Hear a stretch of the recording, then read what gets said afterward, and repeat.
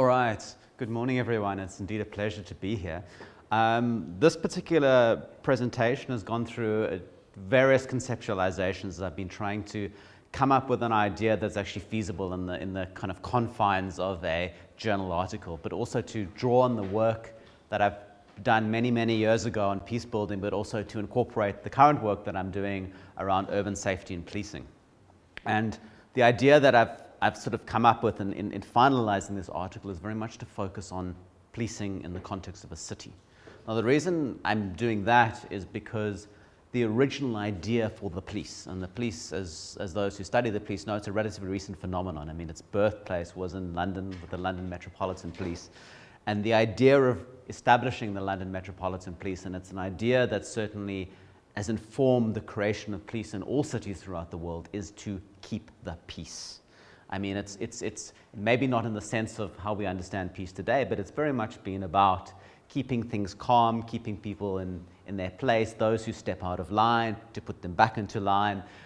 It's often the peace of the elites, but I think it's quite a useful lens to look at peace building in the context of the city, looking at the role of the police. And, you know, I want the paper to look at parts of West Africa. I have spent some time there. I spent 6 months in Liberia a number of years ago for the UN, and I worked a lot within East Africa previously, but my base at the moment, as it's been for many years, is South Africa. I am South African. And the work that we do within South Africa is around policing, and we also work with something called the South African Cities Network and help them think about urban safety in kind of progressive and innovative ways.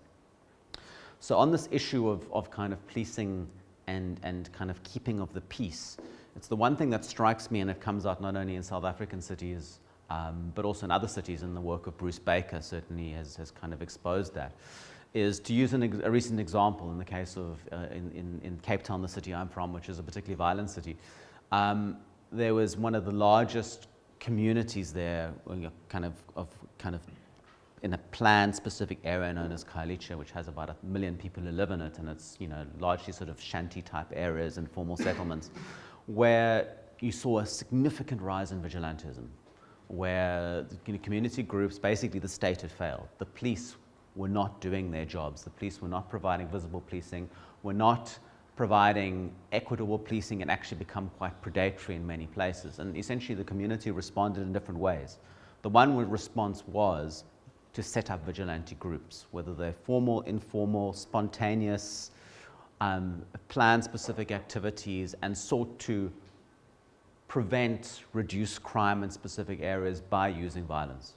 Another aspect that spawned out of this was that of community groups that started to lobby government that actually would respond to them. So they didn't go for the national government, which had been unresponsive and was essentially responsible for the poor policing in the area. They targeted the provincial government, the state government. And through a process of agitation and protest and advocacy, they were able to get a commission of inquiry into policing going in that specific area. So it was these really two interesting examples that came out to show the kind of complexity of resilience, because actually the sort of vigilantism rising out of this and this kind of advocacy as well is sort of a form of you know, it's community resilience, that they're actually trying to resolve a problem themselves. We might not like it. We might say that the vigilante aspect is bad, but actually one could potentially make an argument this is a form of a type of resilience. Otherwise, if they didn't have resilience, the community would sort of fall apart, and, you know, kind of gangsters and thugs would run the neighborhoods. But that's happened in some places, certainly in Cape Town, where they had, you know, there's a very clear area, one area within Cape Town, which is called Philippi East, which has a murder rate of about 252 per 100,000. I mean, which is, you know, way beyond some of the most violent countries in the world. And in this particular place, there is really a lack of resilience, because it becomes vigilantes versus gangs, and it's essentially the law of the gun and the law of the knife that exists there. So that's the kind of idea that's come with this particular paper. And I really want to explore some of the ideas around how do you do policing that will promote a type of resilient peace. And within the literature on urban safety, there's no conversation about peace building, but there's some really interesting ideas which have been piloted in certain African cities, used in many others, but they've been piloted, and I think many African cities have a lot of potential for these things to happen. Like the concept of problem-oriented policing, which is, those who know the criminological literature, it's Goldstein's work about changing the paradigm of policing and making it very focused on the problem and bringing together the right people to solve that problem. So it's a type of, in many contexts, a type of community policing where the police are one actor working with community leaders, community members, city authorities, whoever is needed to plan for that. We're also seeing within the urban safety literature sort of this emergence of the idea of partnership policing, which is not necessarily about problem solving, it's about connecting all the different policing resources from state to private security, to sort of community type of structures such as neighborhood watch organizations, religious type of organizations, as a way to kind of come up with a common agenda and a common focus and find common solutions towards that. I mean, we have seen some examples, but they're very much at the elite level of this, where sort of these improvement district models, which certainly have proliferated in the country I'm from, but are, kind of and started to emerge in many other African cities, where it is about bringing private sector, residents, and private security and sort of city police together to kind of address common problems and share resources and develop common strategies and plan to make cities more safe. There's also kind of, in the case of kind of policing, and the sort of one thing that kind of sort of is an area that I'm particularly interested in, is around how do you then police public spaces? Because in many of these contexts, it's around that public spaces are often the places where people interact.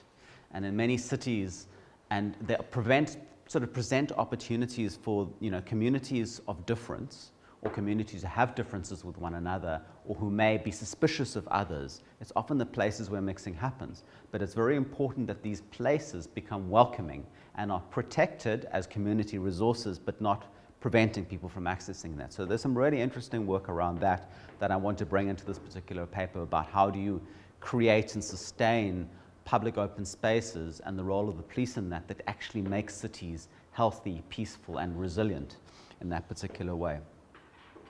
And finally, where is my final point here? It's the issue around exploring the role of the police as kind of conflict mediators. Because often in most places the police are, they're keeping the peace on the streets, but often when people are in conflict with one another, either there's a domestic violence issue, or there's a family tension and conflict, or there's a community conflict, the police are often the first responders in many African cities, as in many other cities throughout the world. And it's about exploring that particular relationship, because in some contexts the police are very proactive and can actually calm situations down, but in other countries they're not. And it really depends on the nature of the conflict and who the protagonists are. So certainly where I come from in South Africa, where we've seen this sort of resurgence of community protests, and often violent protests through destruction of property and of blockading of roads, and often there's interpersonal violence that happens within them.